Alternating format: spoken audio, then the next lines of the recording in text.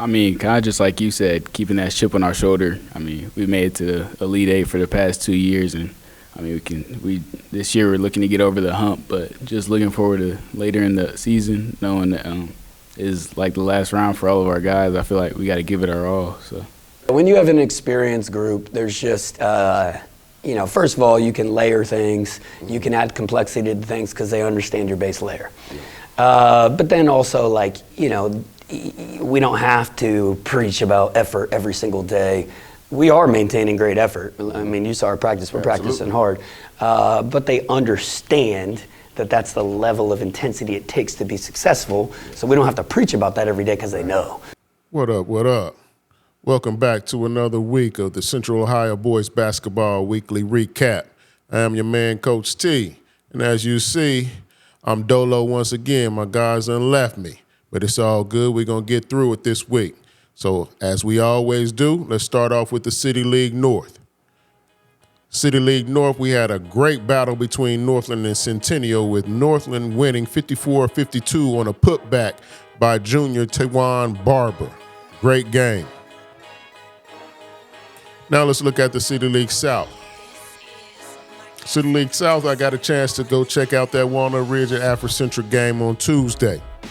Afrocentric won the game 68-58 to take a 2-game lead in the division, which basically gives them the road to the city championship.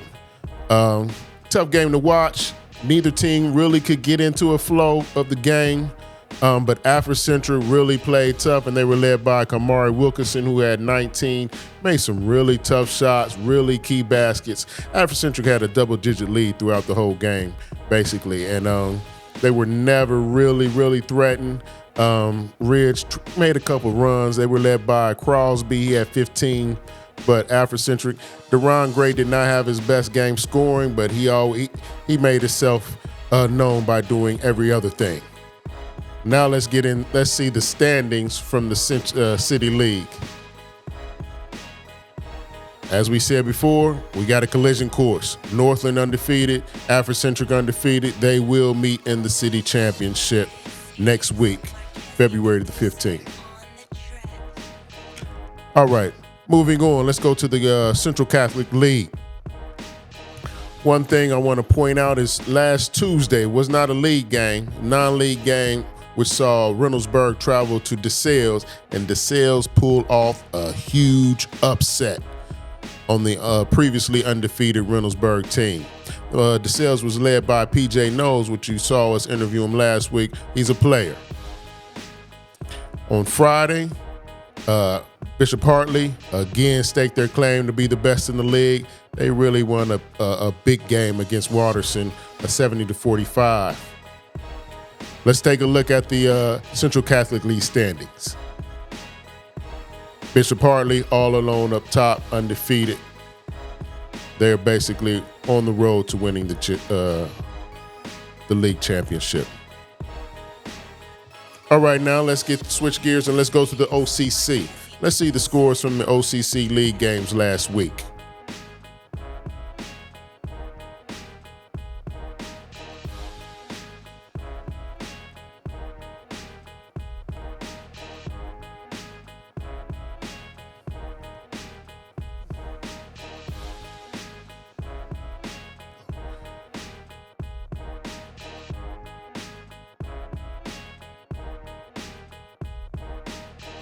Let's look at the standings from the OCC.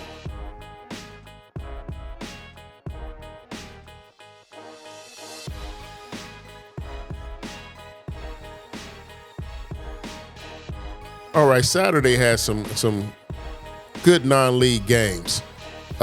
We also saw Hilliard Darby. Yes, they are undefeated in the league, but they did take an L Saturday to Upper Arlington. I got a chance. They were on the east side. I'm an east sider. Got a chance to check out Olentangy Orange as they made their way to 4841 Livingston Avenue. And again, Olentangy Orange did not disappoint. Close game. Ridge played a really good first half. Tough first half, played good defense.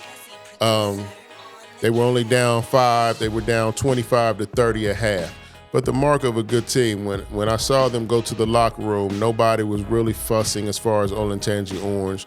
Nobody had their heads down. You know, they were confident to know that, hey, we're going to turn it on and we'll see if they can keep up in the second half. And that's exactly what they did. They outscored Ridge 29-10 in the second half to take a 24-point lead going into the fourth quarter. And they ended up winning 72-45. I don't have the totals, but Levi Davis played a tremendous game. He was attacking all game long. Devin Brown was Devin Brown. Scoring, don't leave him open. Tough drives to the bucket, getting his teammates involved, making nice passes. Keegan Knupp, he is a man down low. He finishes well. He rebounds really well. He's really strong. Man, they are a tough team. Of course, I don't want to leave out Tristan Schroeder. And that leads me to the interview. They were gracious enough at Olentangy Orange to have me out there to so I can ask them a few questions. So check out this interview with Coach Anthony Calo and a few of their star players for the Pioneers. Hope you enjoy. All right, what's going on? We are here at Olentangy Orange High School with a couple of the top players from the Olentangy Orange boys basketball team. Fellas, appreciate you having me here. Please introduce yourselves. Give me your name, your position, and what grade you're in. I'm Levi Davis. I'm a combo guard, and I'm a junior. I'm Keegan Knupp. I'm a forward, and I'm a senior.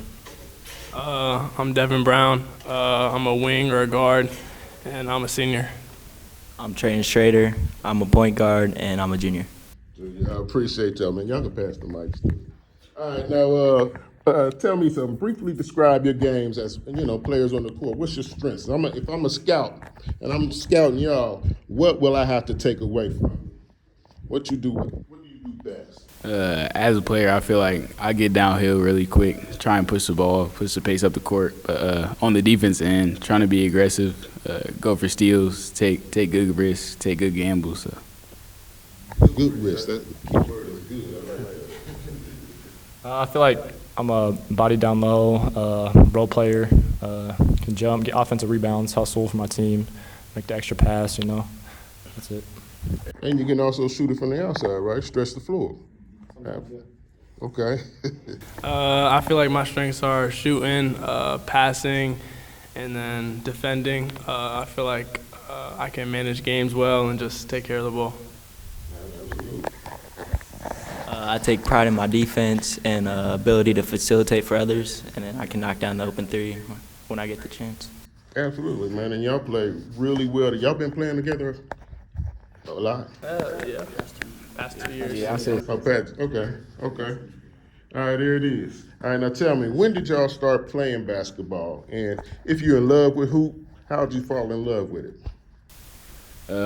First I started playing basketball when I was I want to say around four or five, just like little things like I-9. Or I actually started in the D League down in Columbus, but really since then I've been playing ever since, and I just couldn't give it up. Right.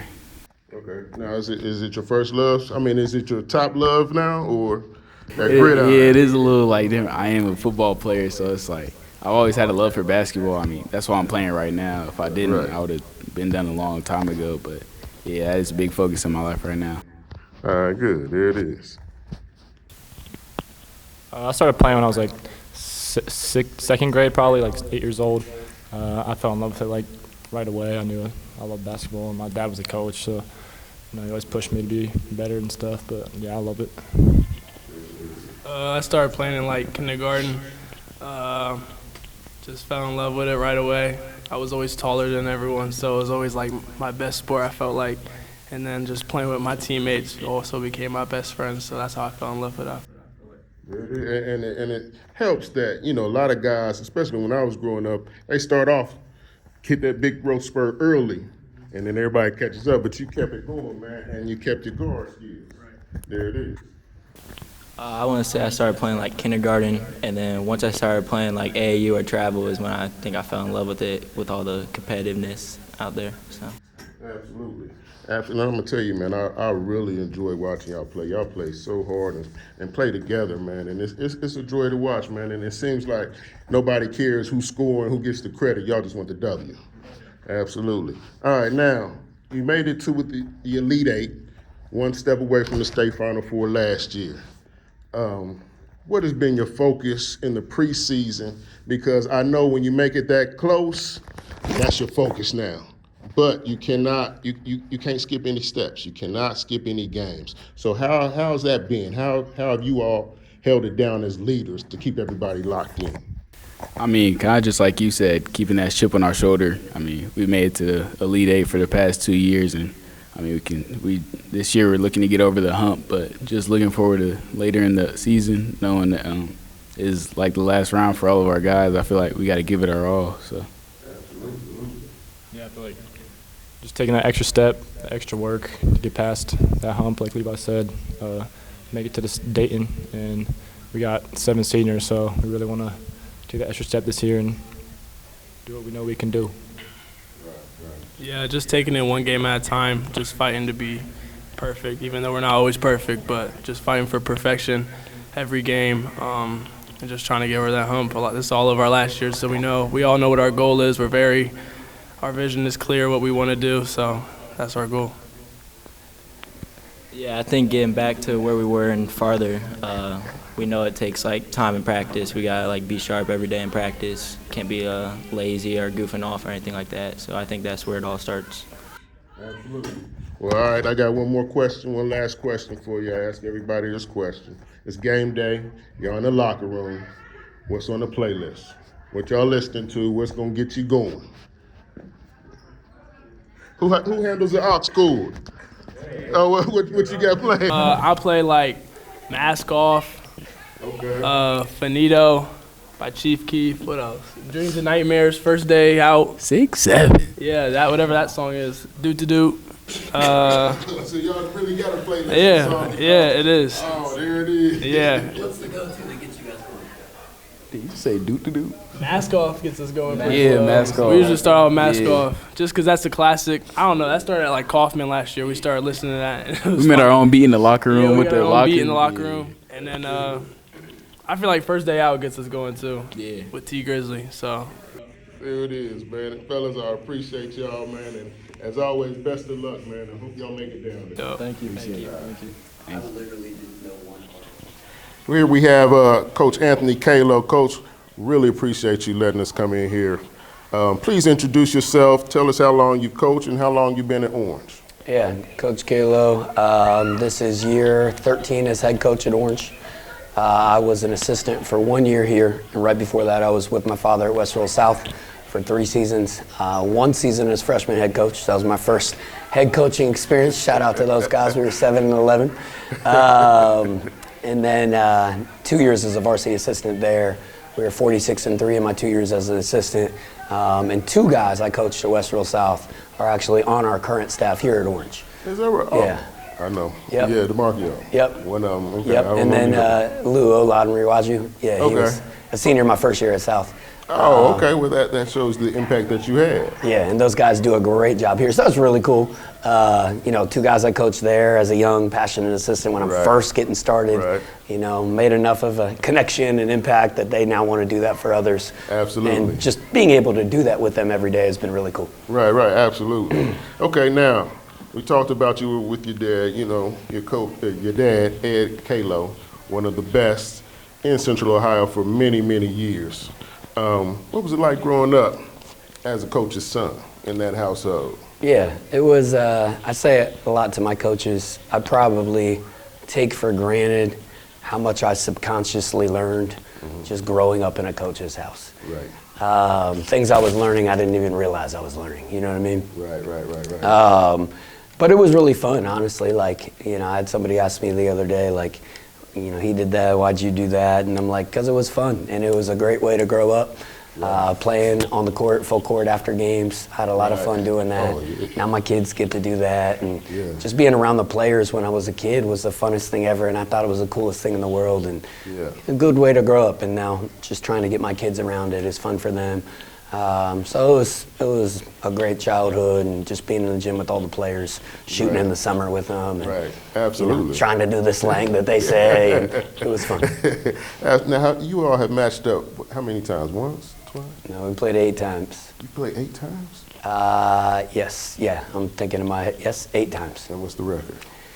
So we were 3-3, because we were in the same league. We vowed to never play each other unless it was like a district final or Absolutely, beyond when I yeah. first got the job. But we said, let's do summers together, let's do skills together, let's do, open gyms together, but let's never play each other. Right. And then the OCC had a sense of humor to put us in the same league. Is that right? So we had to play each other twice a year. Now that first year he had Caleb Wesson, so I'd say that doesn't even count. But no, we were 3-3, and then I thought, truthfully, shout out to Dad and his staff, I thought we had the talent advantage going into that final year. So I thought we could end up 5-3, and they got us both times. Oh, is that right? So he ended up, the old man got us. Oh, man, yeah. He got a few tricks. He didn't teach you everything. Yeah, so he was 5-3, and we were 3-5. Oh, that's all right. Well, good. Okay. Now, how has his coaching style influenced you, especially in building this program? Because you came in, it was really young. Yes. And you built it up to where it is today, and you've been here for a while. You've sustained it. You've been up at one of the top teams in the area for a while now. Yeah, thank you.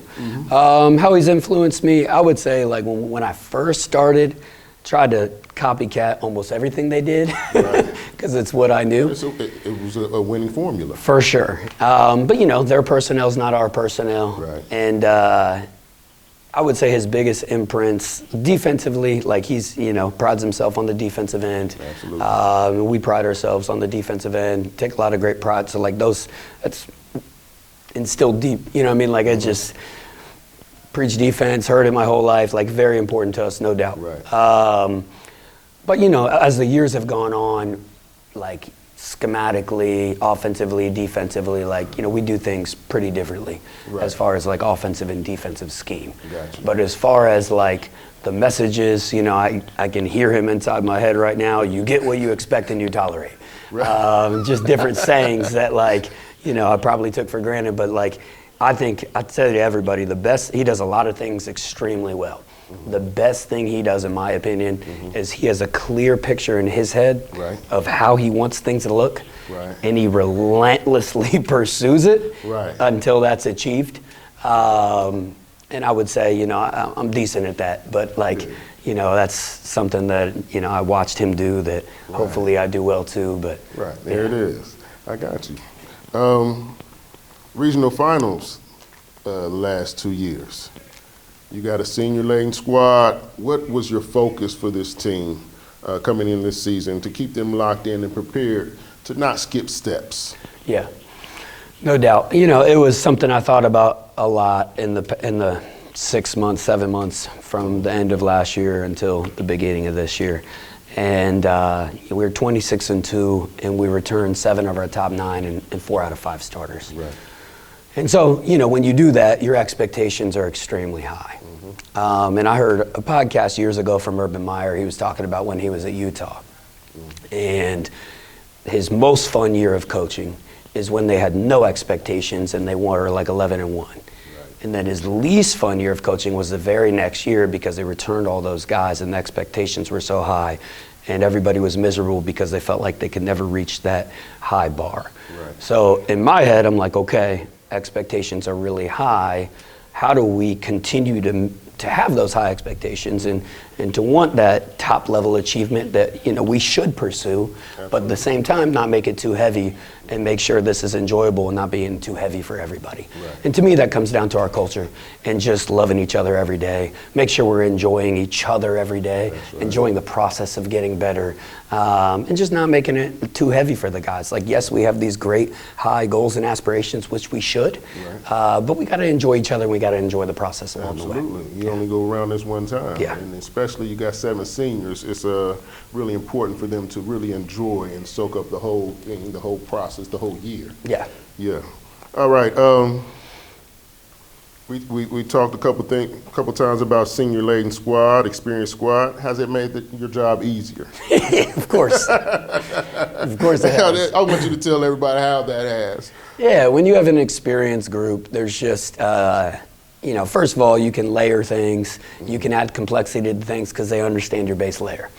But then also, like, we don't have to preach about effort every single day. We are maintaining great effort. I mean, you saw our practice. We're practicing hard. But they understand that that's the level of intensity it takes to be successful. So we don't have to preach about that every day because they know. And, like, it's intrinsic. We have a great group of kids that, like, want to be their best. And because they want to be their best and they are experienced and they understand what it takes, there's a baseline of effort that I don't have to get them to. Right. Yeah. I got you. Okay, one last question for you, Coach. Give me the identity of the team and briefly discuss a few players. Your top players. Yeah. Identity of the team. Talk about top players. Okay. I would say that's a question that can kind of mesh together. So, identity of our team is hardworking, selfless. Those are our two big words for us. But the phrase I like to use is healthy ego. So I think, our team believes that respect all, fear none. Whoever we play, we're going to respect them, but we're not going to be afraid to play anybody. If the lights are on, we learned that last year. Like, we got guys that aren't afraid of the moment, right? They respect you, but they believe in themselves. They believe in each other.